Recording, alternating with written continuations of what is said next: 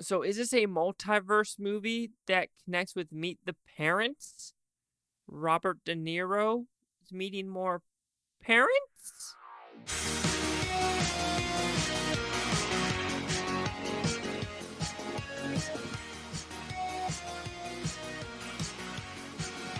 Chase Hockey here with the Blue Futon reviewing About My Father. So what's this movie about? Pretty simple premise.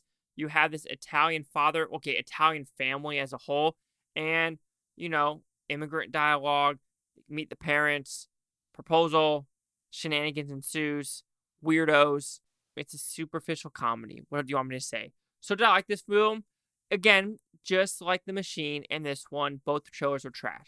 This trailer was, I think, worse than the Machine one because I didn't laugh a single time. However, when watching this movie, I did chuckle a good amount of times. However, it is superficial. Robert De Niro does Robert De Niro, and it's a movie. It's a movie. So when we talk about the positives, I do think it is a fine movie. It has good messaging. There's some good chuckles. There's good dialogue in this movie about what a father-son relationship should be. I do think there are some just the whole immigration storyline kind of just like is a hammer on the head. It's like, okay, calm down. We know you're from Italy, yada, yada, yada. Let's be honest. We want to talk about that. Everyone's an immigrant that comes to America. So, oh my goodness. But you know what?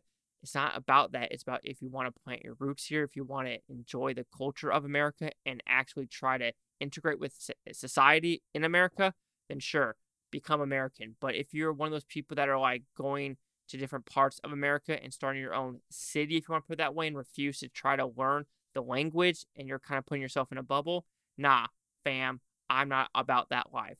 With this movie, though, it kind of talks about that. It talks about the whole, you know, different lifestyles of rich people and I guess middle class people and what really people want to do with their life. Are people, the rich people, I it's a movie. Like after thinking about this movie, nothing sticks out. I'm just now blabbering on because, like I said, there's nothing fancy about the script writing, nothing really fancy about the scenarios occurring, nothing really fancy about the directorial style, nothing fancy about the editing, nothing fancy about the score, nothing fancy about the acting. Robert De Niro's in this movie, so there's going to be a Trump joke because, he's anti Trump. I doubt there's going to be a Trump joke in Killers of a Flower Moon because Robert De Niro's in there. But it's just a movie where you're just like, an hour and a half went by. Cotton candy.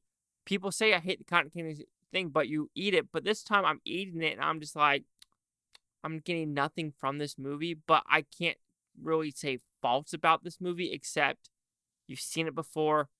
There's nothing special about this movie. The jokes, you've seen it before. You've heard it before. It's played out over and over and over and over again. You know what's going to occur at the very end.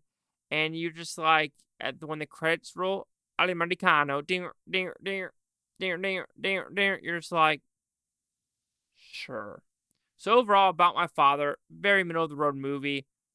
I can't say anything positive or negative about anything about this movie because it's so middle of the road that you're just like, I guess it's serviceable. So About My Father will receive a 2.5 out of 5 of Futons, which equals that 50%. So the critics and your scores gave this one. So you have critics a 30% with 47 of them, audience scores 77% with fewer than 50 critic consensus. About My Father finds star co-writer Sebastian Maniscalco drawing on his own life for material and inadvertently provides that a funny stand-up routine doesn't necessarily make for an entertaining film. I do find it interesting that it's based on 4th of July, but they put it on Memorial Day weekend. Like I said, there's some good dialogue in this movie. There's some good scenarios. But when leaving the movie, I'm just like, what can I tell people that is different about this movie that's worth spending your $11, your $15? If you're a fan of Sebastian, sure. If not, I just don't see you really needing to see this movie, at least in theaters. 77, my 50, or the 30. Chase out with the Blue Futon. Like, comment, subscribe. Won't know think Futontopia. You Blue Futons, think much of a great day. And again, this is one of those reviews where I review it, and I'm like, is people going to get anything from this review? Probably not.